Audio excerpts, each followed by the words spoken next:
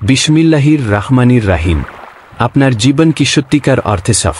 ইসলাম কিভাবে আপনার জীবনকে সুন্দর ও অর্থবহ করতে পারে? ইসলাম আমাদেরকে জীবনের প্রতিটি ক্ষেত্রে দিক নির্দেশনা দেয়। মানুষ অবশ্যই ক্ষতির মধ্যে রয়েছে। সূরা আশর আয়াত 1 ও 2। সময়ের সঠিক ব্যবহার আমাদের সফলতার চাবিকাঠি।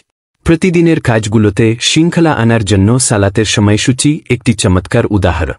হাদিস: সব কাজের ফলাফল নিয়তের উপর নির্ভরশীল। সহিহ বুখারী।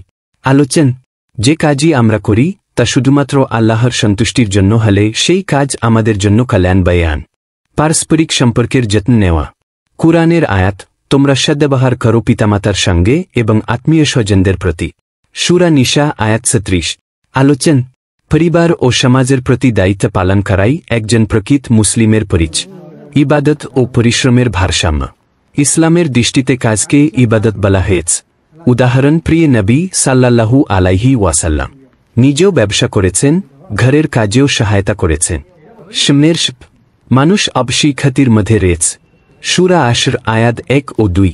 সব কাজের ফলাফল নিয়তের উপর নির্ভরশীল। সহিহ বুখারী। তোমরা সদ্ব্যবহার করো পিতামাতার সঙ্গে এবং আত্মীয় স্বজনদের প্রতি। সূরা নিসা আয়াত 37। হে আল্লাহ, আমাদের সবাইকে সঠিক পথে চলার তৌফিক দিন। এই শিক্ষাগুলো জীবনে বাস্তবায়ন করুন এবং ভিডিওটি অন্যদের সাথে শেয়ার করুন।